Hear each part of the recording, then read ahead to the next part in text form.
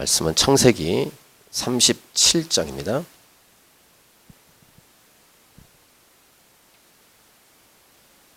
우리 같이 창세기 37장을 먼저 같이 본문을 읽겠습니다. 창세기 37장 1절부터 36절 같이 읽겠습니다. 야곱이 가나안 땅 곧 그의 아버지가 거류하던 땅에 거주하였으니 야곱의 족보는 이러하니라. 요셉이 17세의 소년으로서 그의 형들과 함께 양을 칠 때 그의 아버지의 아내들 비라와 실바의 아들들과 더불어 함께 있었더니 그가 그들의 잘못을 아버지에게 말하더라. 요셉은 노년에 얻은 아들이므로 이스라엘이 여러 아들들보다 그를 더 사랑함으로 그를 위하여 채색 옷을 지었더니 그의 형들이 아버지가 형들보다 그를 더 사랑함을 보고 그를 미워하여 그에게 편안하게 말할 수 없었더라. 요셉이 꿈을 꾸고 자기 형들에게 말하며 그들이 그를 더욱 미워하였더라. 요셉이 그들에게 이르되 청하건대 내가 꾼 꿈을 들으시오. 우리가 밭에서 곡식단을 묶더니 내 단은 일어서고 당신들의 단은 내 단을 둘러서서 절하더이다. 그의 형들이 그에게 이르되 네가 참으로 우리의 왕이 되겠느냐, 참으로 우리를 다스리게 되겠느냐 하고 그의 꿈과 그의 말로 말미암아 그를 더욱 미워하더니 요셉이 다시 꿈을 꾸고 그의 형들에게 말하여 이르되 내가 또 꿈을 꾼즉 해와 달과 11별이 내게 절하더이다 하니라. 그가 그의 꿈을 아버지와 형들에게 말하며 아버지가 그를 꾸짖고 그에게 이르되 네가 꾼 꿈이 무엇이냐? 나와 네 어머니와 네 형들이 참으로 가서 땅에 엎드려 네게 절하겠느냐? 그의 형들은 시기하되 그의 아버지는 그 말을 간직해 두었더라. 그의 형들이 세겜에 가서 아버지의 양떼를 칠 때 이스라엘이 요셉에게 이르되 네 형들이 세겜에서 양을 치지 아니하느냐? 너를 그들에게로 보내리라. 요셉이 아버지에게 대답하되 내가 그리하겠나이다. 이스라엘이 그에게 이르되 가서 네 형들과 양떼가 다 잘 있는지를 보고 돌아와 내게 말하라 하고 그를 헤브론 골짜기에서 보내니 그가 세겜으로 가니라. 어떤 사람이 그를 만난즉 그가 들에서 방황하는지라. 그 사람이 그에게 물어 이르되 네가 무엇을 찾느냐? 그가 이르되 내가 내 형들을 찾으오니 청하건대 그들이 양치는 곳을 내게 가르쳐 주소서. 그 사람이 이르되 그들이 여기서 떠났느니라. 내가 그들의 말을 들으니 도단으로 가자 하더라 하니라. 요셉이 그의 형들의 뒤를 따라 가서 도단에서 그들을 만나니라. 요셉이 그들에게 가까이 오기 전에 그들이 요셉을 멀리서 보고 죽이기를 꾀하여 서로 이르되 꿈꾸는 자가 오는도다. 자 그를 죽여 한 구덩이에 던지고 우리가 말하기를 악한 짐승이 그를 잡아먹었다 하자. 그의 꿈이 어떻게 되는지를 우리가 볼 것이니라 하는지라. 르우벤이 듣고 요셉을 그들의 손에서 구원하려 하여 이르되 우리가 그의 생명은 해치지 말자. 르우벤이 또 그들에게 이르되 피를 흘리지 말라. 그를 광야 그 구덩이에 던지고 손을 그에게 대지 말라 하니 이는 그가 요셉을 그들의 손에서 구출하여 그의 아버지에게로 돌려보내려 함이었더라. 요셉이 형들에게 이르매 그의 형들이 요셉의 옷 곧 그가 입은 채색 옷을 벗기고 그를 잡아 구덩이에 던지니 그 구덩이는 빈 것이라. 그 속에 물이 없었더라. 그들이 앉아 음식을 먹다가 눈을 들어 본즉 한 무리의 이스마엘 사람들이 길르앗에서 오는데 그 낙타들의 향품과 유향과 모략을 싣고 애굽으로 내려가는지라. 유다가 자기 형제에게 이르되 우리가 우리 동생을 죽이고 그의 피를 덮어둔들 무엇이 유익할까? 자 그를 이스마엘 사람들에게 팔고 그에게 우리 손을 대지 말자. 그는 우리의 동생이요 우리의 혈육이니라 하매 그의 형제들이 청종하였더라. 그때 미디안 사람 상인들이 지나가고 있는지라. 형들이 요셉을 구덩이에서 끌어올리고 은 20에 그를 이스마엘 사람들에게 팔매 그 상인들이 요셉을 데리고 애굽으로 갔더라. 르우벤이 돌아와 구덩이에 이르러 본즉 거기 요셉이 없는지라. 옷을 찢고 아우들에게로 되돌아와서 이르되 아이가 없도다. 나는 어디로 갈까? 그들이 요셉의 옷을 가져다가 숫 염소를 죽여 그 옷을 피에 적시고 그의 채색 옷을 보내어 그의 아버지에게로 가지고 가서 이르기를 우리가 이것을 발견하였으니 아버지 아들의 옷인가 보소서 하매 아버지가 그것을 알아보고 이르되 내 아들의 옷이라. 악한 짐승이 그를 잡아먹었도다. 요셉이 분명히 찢겼도다 하고 자기 옷을 찢고 굵은 배로 허리를 묶고 오래도록 그의 아들을 위하여 애통하니 그의 모든 자녀가 위로하되 그가 그 위로를 받지 아니하여 이르되 내가 슬퍼하며 스올로 내려가 아들에게로 가리라 하고 아버지가 그를 위하여 울었더라. 그 미디안 사람들은 그를 애굽에서 바로의 신하 친위 대장 보디발에게 팔았더라. 아멘. 꿈에는 두 가지 크게 종류가 있습니다. 하나는 자기 스스로 갖는 꿈, 일명 개꿈이라고도 하는 그런 꿈이 있는데 일반적으로는 야망이라고 부릅니다. 야망. 좀 더 멋있게 비전이라는 말도 쓰지만 정확히 말하면 비전은 아닙니다. 비전은 꿈의 다른 종류를 말합니다. 하나님이 주신 꿈, 하나님이 보여주신 꿈. 그래서 비전은 하나님께서 일방적으로 말씀하시고 보여주신 꿈이라고 할 수 있습니다. 그래서 여러 표현을 씁니다. 비전, 꿈, 부르심, 사명, 소명, 콜링 이런 단어를 쓰는 두 번째 꿈이 있습니다. 하나님이 주신 꿈에 본인에게 또 하나님이 주신 것이 재능과 또 은사죠. 하나님 주신 꿈과 본인에게 주신 또 선물 다 하나님이 주신 것인데 재능과 은사가 합쳐져서 구체적으로 이루어집니다. 그러니까 방향을 말하면 나로부터 생겼는가 아니면 하나님으로부터 온 것인가 이런 전혀 다른 방향으로 두 가지의 꿈이 있다라고 말할 수 있겠습니다. 예수님을 믿는 자는 교회로서 저와 여러분이 교회죠. 교회로서 이런 하나님이 주신 꿈을 받고 이 꿈을 이루며 살아가는 존재다라고 말할 수 있습니다. 자기 스스로 꾼 꿈, 자기가 스스로 계획한 야망의 특징은 죄인인 인간이기에 욕심이 뒤에 도사리고 있습니다. 아무리 순수하다고 해도 인간의 죄로 인한 욕심이 들어가 있습니다. 이것이 야망입니다. 특별히 상처가 많은 상태에서 이런 야망을 품은 사람들은 복수라는 칼을 갑니다. 그래서 두고 보자. 내가 돈을 많이 벌어서 또 높은 자리에 올라가서 이 칼을 휘두를 그 때를 기다립니다. 인기와 권력을 얻고 내가 멋있게 되어 돌아오겠다. 이런 야망을 품고 살아가는 것이 아까 첫 번째 개꿈입니다. 내가 가만히 두지 않을 것이다. 그래서 대권에 대한 꿈을 갖기도 합니다. 과학자가 되겠다고 하기도 하고 돈을 많이 버는 직업, 사업을 하겠다. 이렇게 생각하는 이 땅에 많은 사람들이 존재합니다. 그래서 일반 이 세상에서 꿈은 이루어진다. 이렇게 말하면서 헛된 소망, 잘못된 긍정 마인드를 품게 하죠. 만약에 이것이 이루어지지 않으면 어떤 일이 벌어지냐면 좌절하고 원망하고 또 그렇게 됐던 원인의 대상에 대해서 탓과 핑계를 댑니다. 만약에 이것이 이루어지게 되면 한없이 높아집니다. 교만해집니다. 교만의 극치를 달립니다. 그리고 결국은 파멸되고 한없는 나락으로 떨어지는 것입니다. 하나님이 보여주신 꿈이 아니면 다 개꿈입니다. 이민 온 이유도 아마 이런 개꿈 때문에 오신 분들도 있을 것입니다. 그러다가 진짜 예수님을 믿게 되면 정말로 다행입니다. 이것이 살아나는 길이기 때문입니다. 그런데 야망에 아직도 사로잡혀 있다면 망하게 될 것입니다. 지금도 돈을 그렇게 벌어보겠다고 주일에도 일하는 분들, 열심히 일한 분들 중에서는 주일은 놀아야 된다고 생각하시는 분들이 지금도 퍼져서 놀거나 지금 정도는 아직도 잠을 자고 있겠죠.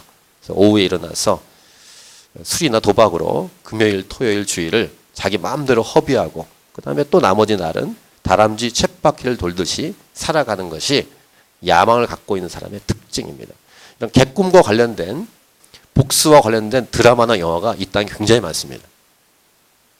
동화에도 많습니다. 여러분 동화를 잘 생각해 보시면 백설공주나 신데렐라가 예쁘게 보이지만 그 내면의 내용은 뭡니까? 복수입니다. 대신 누가 갚아주는 것이죠. 왕자가 나타나서. 공주들은 착하고 순한데 내용은 굉장히 끔찍합니다. 이것이 신데렐라, 백설공주 등등의 모든 동화들의 특징입니다. 또 독자들 입장에서, 시청자 입장에서는 사이다 이렇게 생각하면서 시원해하고 대리만족을 느낍니다. 예수님을 진짜 믿으면 예수님의 사랑, 십자가의 사랑과 그것이 거리가 먼 이야기라는 사실을 확인하게 될 것입니다. 예수님의 사랑, 십자가 정신을 우리가 믿고 배우게 되면 하나님이 그러한 것을 기뻐하지 않는다는 사실을 알게 될 것입니다. 원수에 대한 하나님의 처리는 원수가 하나님이 처리하시는 것이지 우리로 하여금 처리하기를 원하지 않으신다라는 것이고 예수님은 오히려 원수를 사랑하라라는 말씀까지 우리에게 하셨다라는 것을 우리는 성경을 통해 분명히 확인하기 때문입니다. 그렇기 때문에 성경에 있는 말씀이 세상의 기준에서는 인기가 없습니다. 인기가 있을 수가 없습니다. 성령 충만한 예수님을 제대로 믿은 예수님의 십자가 사랑을 진짜 믿은 사람들이 제정신으로 볼 때 환호할 수 있는 것입니다. 이것이 하나님의 꿈입니다. 오늘 우리는 오늘부터 요셉에 관한 이야기를 배웁니다. 요셉은 메시아 가문은 아닙니다. 유다가 메시아 가문이죠. 다음 주에 잠깐 등장하는 유다의 이야기를 보시면 도덕적으로나 윤리적으로 유다에게 배울 것이 없습니다. 오히려 요셉에게 배울 것이 굉장히 많습니다. 유다 같은 경우는 다음 주에 나누겠습니다만 무조건적인 하나님의 은혜와 섭리가 있다라는 사실을 알게 될 것입니다. 물론 요셉에게도 하나님의 섭리와 사랑과 은혜가 있는데 메시아 가문이 아님에도 불구하고 요셉은 예수님을 너무도 닮은 한 사람입니다. 형들에게 미움을 받고 형들이 은 20에 팝니다. 예수님이 은 30에 팔리셨죠. 요셉은 또한 천성적이라고 하는 게 나을 것 같습니다. 착하고 순수하고 정직합니다. 그리고 불평하지 않습니다. 상황이나 어떤 사람, 어떤 환경에 탓이나 원망을 하지 않는, 그리고 용서할 줄 아는, 복수하지 않는 그런 인물이 요셉입니다. 성경을 쭉 보시면 성경의 여러 인물들 중에서 흠이나 잘못된 것들이 거의 없는 인물 중에 한 명이 요셉입니다. 요셉, 다니엘 이런 분들은 흠이나 잘못이 없습니다. 정말 거의 완벽한 모습을 저희들에게 보여주고 있죠. 우리가 계속 이제 37장 오늘 읽으셨는데 50장까지 요셉 이야기가 계속 진행이 됩니다. 38장 다음 주에 볼 말씀 빼고 이 긴 장을 통해서 요셉의 이야기를 할애하고 있는 이유가 무엇일까? 이것은 하나님께서 이스라엘 가족을 애굽으로 옮기셔서 400년 동안 거기에 있다가 많은 인구가 된 다음에 다시 지금 살고 있는 가나안 땅으로 돌아오는 역사를 이루기 위해서 애굽이 그 첫 통로가 되기 때문에 이 긴 내용으로 다루고 있는 것입니다. 이것이 하나님의 그림입니다. 하나님의 꿈, 하나님의 계획입니다. 요셉은 그 핵심 속에서 하나님께 온전히 쓰임받는 메시아 가문은 아니지만 예수님을 정말로 많이 닮은 모습으로 오늘 성경에 우리에게 보여주고 등장하고 있습니다. 요셉이 이러한 하나님의 그림, 하나님의 꿈, 하나님의 비전을 보게 됩니다. 하나님의 꿈, 자신을 향한, 자신을 통해서 이루실 하나님의 꿈. 하나님의 꿈을 간직하면 어떠한 일이 벌어지는지를 오늘부터 우리에게 알려주는 메시지가 요셉의 이야기입니다. 그래서 먼저 이따가 기도하겠지만 미리 기도 제목을 3가지로 알려드리면 이것입니다. 하나님 진짜 꿈, 하나님의 꿈을 보여주십시오. 첫 번째 기도 제목입니다. 두 번째 기도 제목, 인생을 허비하지 않고 그리스도 예수 안에서 값지게 살도록 도와주십시오. 이게 두 번째 기도 제목입니다. 세 번째 기도 제목, 우리 가정과 가문에, 특별히 자녀들 안에, 또 우리 캔버라 하나님이 차신 교회 다음 세대들 안에 하나님의 꿈을 다 확인하고 보게 하여 주시옵소서. 이런 3가지 기도 제목으로 이따가 말씀을 나누고 기도할 것입니다. 오늘 설교 제목은 이것입니다. 하나님의 꿈을 받은 자에게 일어나는 일들. 한번 제목을 같이 읽어보겠습니다. 시작. 하나님의 꿈을 받은 자에게 일어나는 일들. 자, 하나님의 꿈을 받으면 어떠한 일이 일어나는가? 기이하고 신비하고 기적과 같은 놀라운 일이 일어나지만 첫 번째 오늘 정리한 메시지 이것입니다. 하나님의 꿈을 받으면 기본적으로 고난이 온다는 것입니다. 이것이 첫 번째 메시지예요. 사도행전에 나오는 초대교회의 특징과 같습니다. 사도행전에 나오는 초대교회의 특징이 여러 가지가 있는데 그중에 서퍼링 처치. 복음을 제대로 전하려고 하니까 복음을 증거할 때 핍박이 온다는 것입니다. 복음을 전하는 교회에 축복도 주시지만 동시에 고난도 받게 되는, 이건 성경의 메시지고 하나님이 하시는 원리입니다. 마가복음 10장 29, 30절 예수께서 이르시되 내가 진실로 너희에게 이르노니 나와 복음을 위하여 집이나 형제나 자매나 어머니나 아버지나 자식이나 전토를 벌인 자는 현세에 있어 집과 형제와 자매와 어머니와 자식과 전토를 100배나 받되 박해를 겸하여 받고. 예수님 말씀이에요. 빌립보서 1장 29절 그리스도를 위하여 너희에게 은혜를 주신 것은 다만 그를 믿을 뿐 아니라 또한 그를 위하여 고난도 받게 하려 함이니라. 로마서 8장 17절 자녀이면 또한 상속자 곧 하나님의 상속자요 그리스도와 함께한 상속자니 우리가 그와 함께 영광을 받기 위하여 고난도 함께 받아야 할 것이니라. 이게 하나님의 꿈을 품은 자, 예수 믿는 자, 교회의 정상적인 코스입니다. 고난. 히브리서 같은 경우는 하나님의 자녀이기 때문에 하나님이 징계를 하신다. 이런 말씀까지 하십니다. 히브리서 12장 5절부터 11절. 또 아들들에게 권하는 것 같이 너에게도 권면하신 말씀도 잊었도다. 일렀을 때 내 아들아 주의 징계하심을 경히 여기지 말며 그에게 꾸지람을 받을 때 낙심하지 말라. 주께서 그 사랑하시는 자를 징계하시고 그가 받아들이시는 아들마다 채찍질 하심이라 하였으니. 이렇게 말씀하십니다. 너희가 참음은 징계를 받기 위함이라. 하나님이 아들과 같이 너희를 대우하시나니 어찌 아버지가 징계하지 않는 아들이 있으리요. 이게 성경 말씀입니다. 징계는 다 받는 것이거늘 너희에게 없으면, 징계가 없으면 오히려 사생자요 친아들이 아니니라. 또 우리 육신의 아버지가 우리를 징계하여도 공경하였거든 하물며 모든 영에 아버지께 더욱 복종하며 살려 하지 않겠느냐. 그들은 잠시 자기의 뜻대로 우리를 징계하였거니와 오직 하나님은 우리의 유익을 위하여 그의 거룩하심에 참여하게 하시느니라. 무릇 징계가 당시에는 즐거워 보이지 않고 슬퍼 보이나 후에 그로 말미암아 연단받은 자들은 의와 평강의 열매를 맺느니라. 이것이 하나님의 말씀이에요. 하나님의 뜻입니다. 하나님의 비전을 품으면 어떤 일이 벌어지는가? 첫 번째, 고난이 온다. 지난주에까지 야곱은 자신이 잘못하고 신앙이 뒤처졌기 때문에 하나님이 시련을 허락하셨습니다.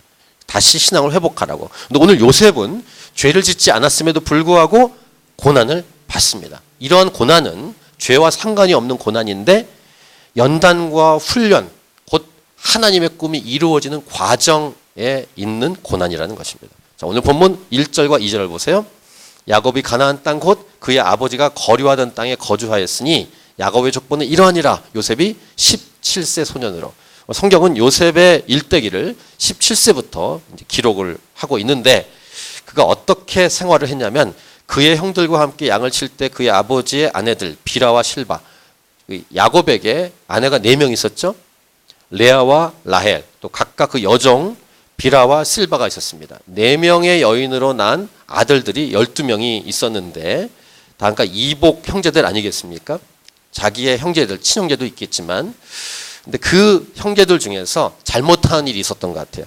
그래서 그가 어떻게 했냐면 쉽게 말하면 고자질을 합니다. 2절의 후반부. 그가 그들의 잘못을 아버지에게 말하더라. 이렇게 기록을 합니다. 17세 소년이라면 10대니까 뭐 질풍노도의 시기 이런 등등을 생각할 수 있는데 얼마나 순수하고 정직한지 다른 사람을 험담하는 것이 아니라 잘못한 것을 잘못했다고 아버지에게 말하는 정직성이 요셉에게 있었습니다. 그러니까 잘못에 대해서 잘못이 아니다라고 덮을 수가 없는 순수한 깨끗함이 있었다는 것입니다. 이 요셉의 윗세대를 생각해 보시면 아버지 야곱은 어땠습니까? 속이고 빼앗고 사기성이 있었습니다. 할아버지 이삭, 아내를 누이라고 속였었습니다. 증조 할아버지 아브라함, 아내를 누이라고 2번씩 속였습니다. 그런 가문에서 순수하고 착하고 정직한 요셉이 등장한 것입니다. 타고난 성품, 이것도 하나님이 주신 성품인데 어떻게 보면 지혜롭다고 말하고 눈치도 좋고 사회성이 좋다고 말하는 생각을 할 때 사기성이 농후할 수 있습니다. 이 세상에서 사회에서 적응을 잘한다고 좋게 평가하지만 요셉과는 정반대의 모습. 요셉은 오히려 사회성도 없고 눈치도 없고 그냥 순수하게 잘못한 것을 잘못했다고 말하는 그러니까 세상적 기준으로 요셉을 보면은 분위기 못 맞추고 사회성 없고 그냥 순진무구하기만 한 바보 같은 사람이 요셉이고 그렇게 하기 때문에 욕을 먹지라고 생각할 만한 사람이 요셉인데 형들이 좋아했을까요? 좋아하지 않았습니다. 자기의 잘못을 아버지에게 얘기하는데 좋아할 형들이 어디 있겠습니까? 그러니까 3절 4절을 보시면 일단 형들이 좋아하지 않았는데 이 2번째 이유가 있습니다. 2번째 이유. 형들에게 욕을 먹는 2번째 이유는 아버지 야곱이 편애를 했습니다. 3절 4절을 보시면 요셉은 노년에 얻은 아들이므로 이스라엘이 여러 아들들보다 그를 더 사랑함으로 그를 위하여 채색 옷을 지었더니 그러니까 다른 형제들에게는 그냥 옷을 입히고 요셉에게는 채색 옷을 입혔습니다. 이런 편애. 4절 보시면 그의 형들이 아버지가 형들보다 그를 더 사랑함을 보고 그를 미워하여 그에게 편안하게 말할 수 없었더라. 그러니까 1절과 2절, 3절과 4절 보면은 요셉은 형들에게 미움을 받을 수밖에 없는 조건이 있었습니다. 잘못한 것을 항상 고자질하지. 그리고 아버지가 편애를 하지. 이해는 됩니다. 왜냐하면 야곱이 제일 사랑한 4명 중의 여인은 라헬이었습니다. 그 라헬의 아들이 첫째 요셉인데 이 라헬 엄마가 죽었잖아요. 베냐민 동생을 낳다가.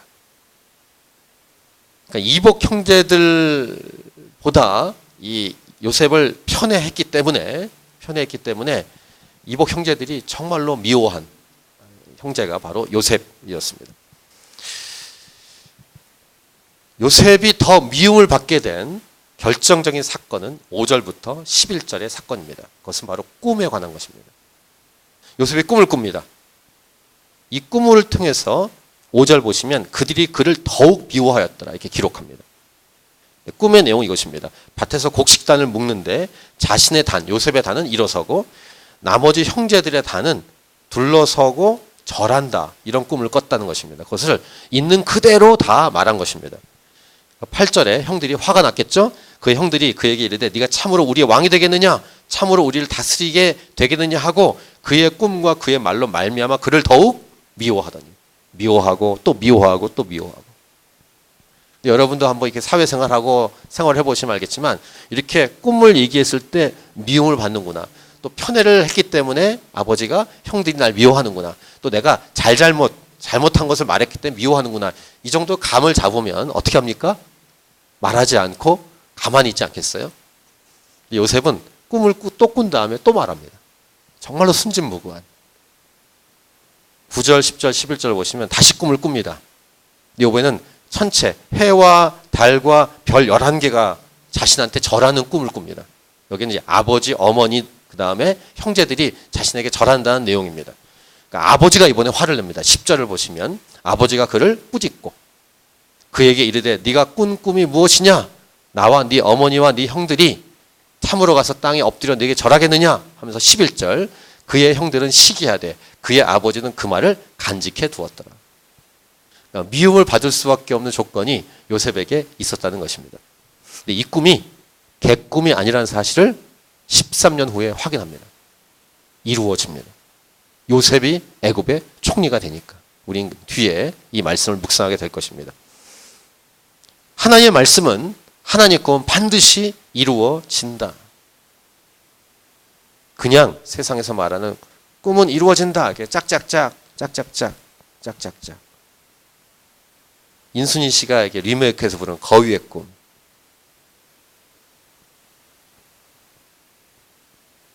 그런 걸 우리가 믿잖아요. 이걸 헛된 소망이라 부른다고요.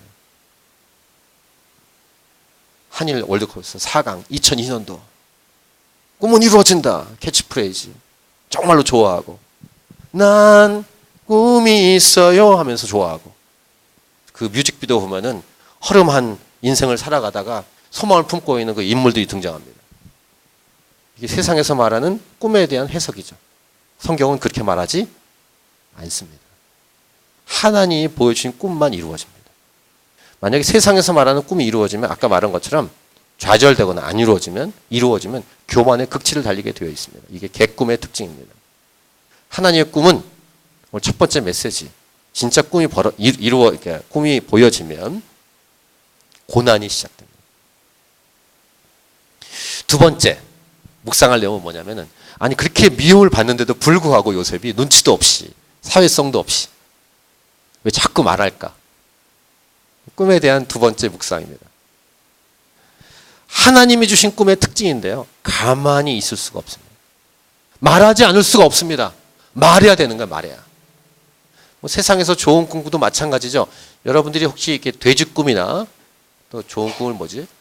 좋은 꿈 보통 좋은 꿈 예를 들어보시면은 용? 똥꿈? 그거 좋은 꿈이에요. 그런 꿈을 꾸시면 여러분 어떡합니까? 로또 사러 가시잖아요. 그리고 이 꿈을 딴한테 말하면 이게 재수가 없을까봐 안 얘기하다가 몰래 샀다가 이루어질 때까지 말하려고 하고 이게 세상에서의 꿈이죠. 근데 어쨌든 그 좋은 꿈 꾸면 막 좋아하잖아요. 진짜 꿈도 아닌데. 하나님이 보여주신 꿈은 진짜로 말하지 않을 수 없다는 거예요. 우리에게 적용한 뭘까요? 이것이 바로 복음이에요. 복음. 복음은 이미 이루어졌어요. 시작됐고. 그리고 복음은 완성됩니다.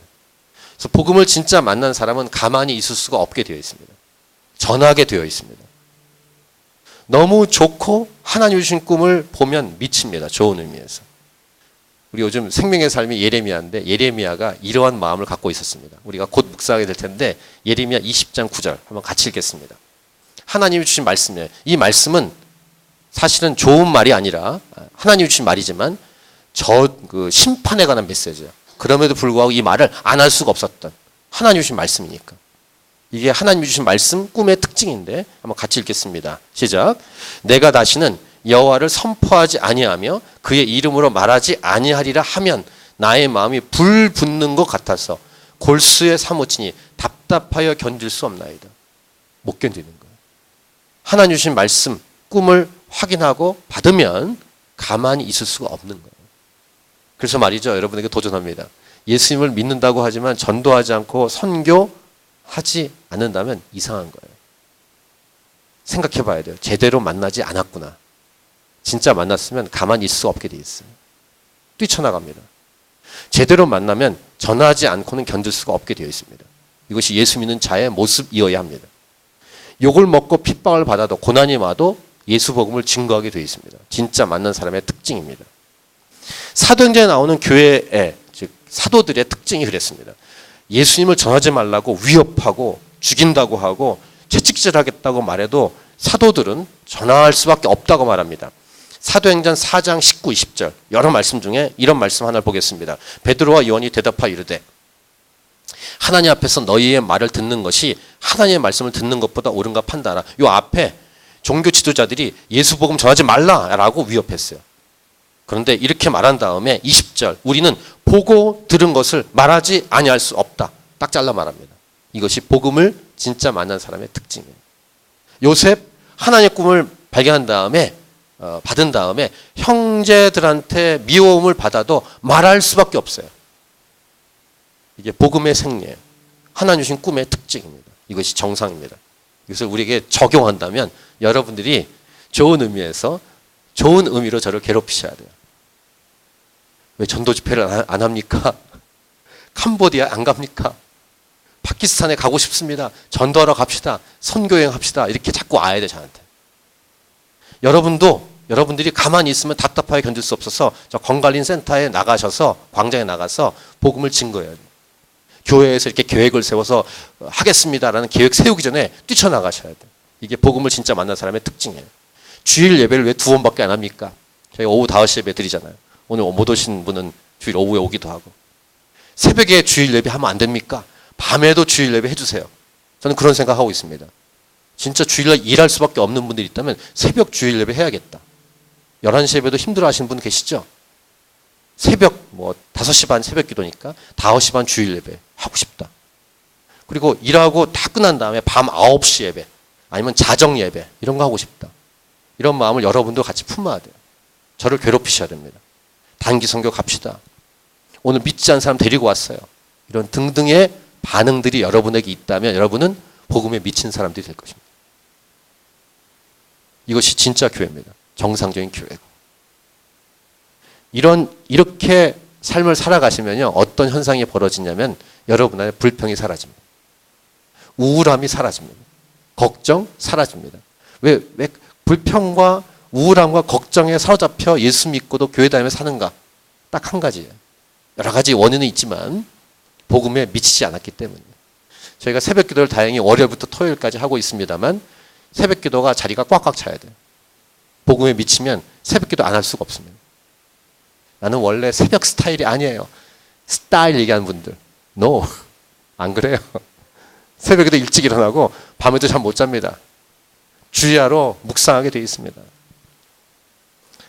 여기가 꽉꽉 차가지고 더 이상 견딜 수가 없습니다. 너무 좁아서 다른 장소 구합시다. 막 이 정도가 나와야 됩니다. 그래서 교회 회의는 다른 회의가 아니라 어떻게 하면 더 많이 모이게 하고 어떻게 하면 더 넓은 장소에서 예배 드릴까 이런 거를 회의하는 게 교회 회의입니다. 좋은 의미에서 교회는 정신이 없어야 돼요. 이게 진짜 제정신입니다. 이러한 교회가 이 캔버라에 존재하면 캔버라에 부흥이 올 것입니다. 아직 부흥은 안 왔어요. 캔버라에. 요셉처럼 하나님의 꿈을 받은 사람이 없기 때문이에요. 하나님의 꿈을 받은 사람이 있으면 교회가 교회답게 서게 되는 것입니다.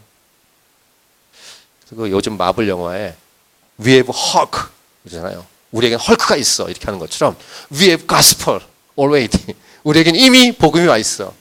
이렇게 말할 줄 알아요. 이때쯤 이렇게 웃어야 되는데 안 터지네. 우리에게는 이미 예수 그리스도 복음이 와 있는 것입니다. 이번에 부흥회를 하는 것도 이러한 교회로 나아가기 위해서요. 단순히 뭐 인원수 늘고 헌금 늘고 이건 부수적인 결과입니다. 헌금은 제대로 복음 만난 사람들이면 얼마든지 주머니를 열게 돼 있어요. 주머니의 회개, 주머니의 부흥. 복음 만나면 예수님 제대로 만나면 하나님 꿈 받으면 헌신하게 되어 있습니다.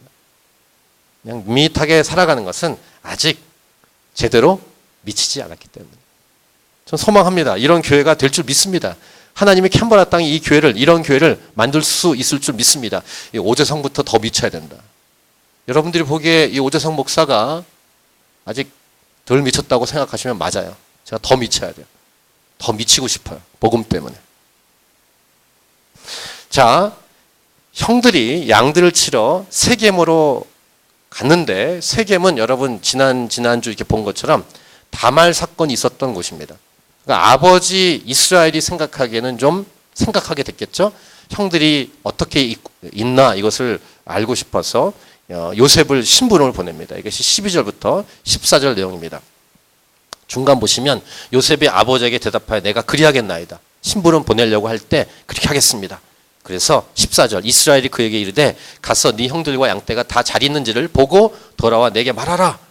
근데 요셉이 얼마큼 정직하고 성실한지 가보니까 거기 없어요. 형들이 방황하고 있습니다. 15절 보시면 보통 여러분 심부름 보내면 어떻게 합니까? 없네. 그리고 오지 않겠어요? 근데 끝까지 거기서 방황하면서 형들을 찾고 있어요.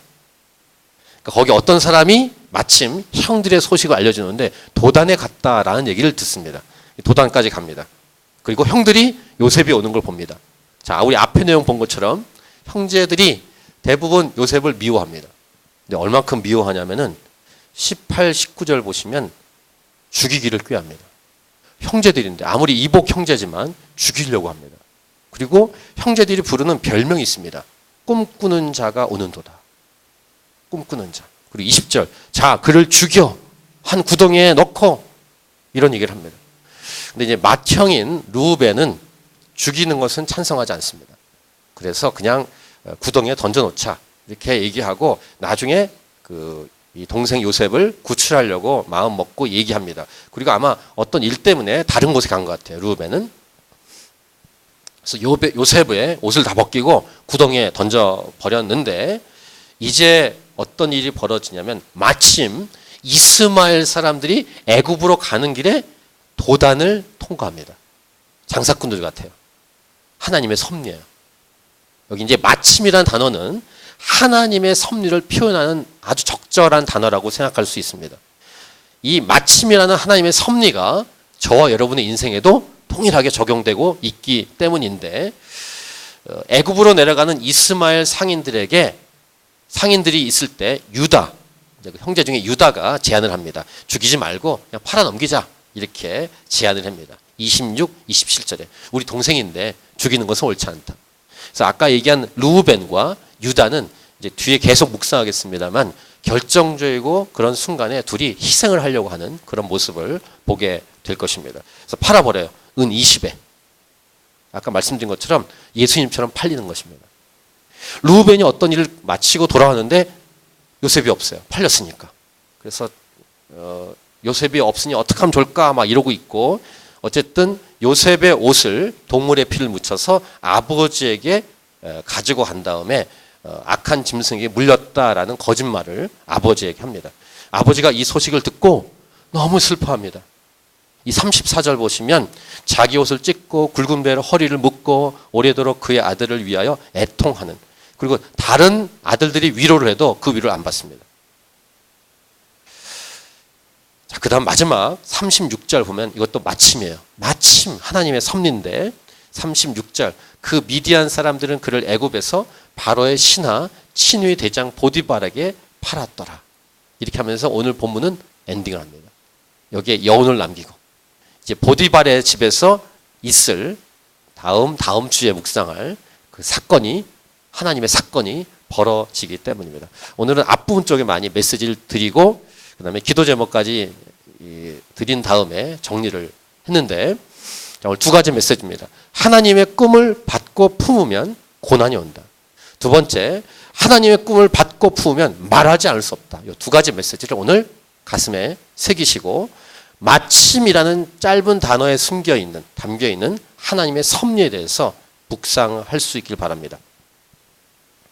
형들이 아무리 미워하고 죽이자고 했지만 죽이지 않게 되고 팔리게 되고 그래서 애굽으로 가는 그 길에 팔게 되고 그리고 마침 애굽 왕 바로의 시위대장 집 보디발의 집으로 팔려가는 이 하나님의 섭리.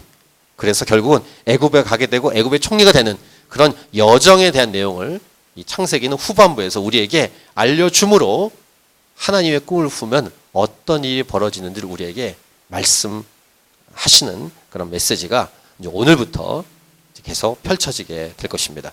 아까 기도 제목을 드렸습니다. 하나님 진짜 꿈 우리에게 하나님의 꿈을 보여주십시오.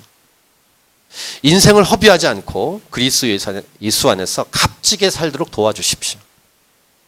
우리 가정과 가문에 특별히 자녀들 안에 우리 교회 안에 다음 세대들 안에 하나님의 꿈을 받을 수 있도록 도와주시옵소서. 이런 세 가지 기도 제목을 조금 이따 찬양한 다음에 기도하면 좋겠습니다.